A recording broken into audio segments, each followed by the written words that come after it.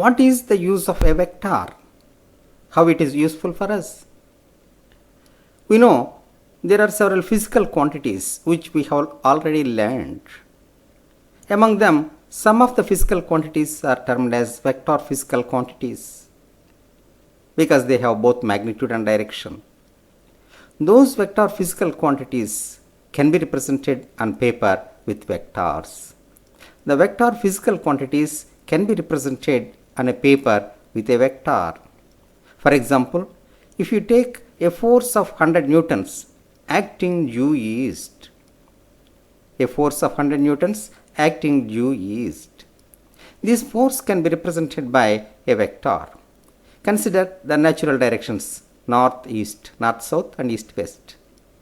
So this is stated as due east, that is from left to right.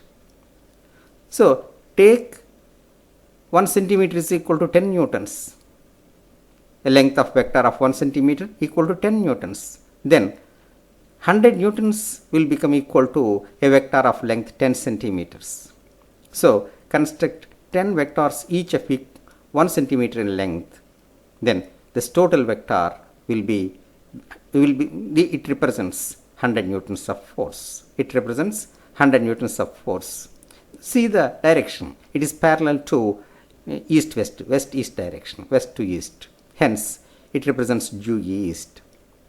Instead of taking 1 centimeter as 10 newtons, we can choose 1 centimeter is equal to 20 newtons. Then, the length of the vector becomes 5 centimeters. Now construct a vector of 5 centimeters. Actually, one direction is sufficient, but to have an understanding of 5 centimeters, I have constructed 5 vectors. If you choose 100 newtons as 1 centimeter, then we can represent 100 newtons by a vector of 1 centimeter. So it depends on the choice of the scale which we choose. The length of the vector depends on our choice. So we can represent the force of 100 newtons with a vector of any length.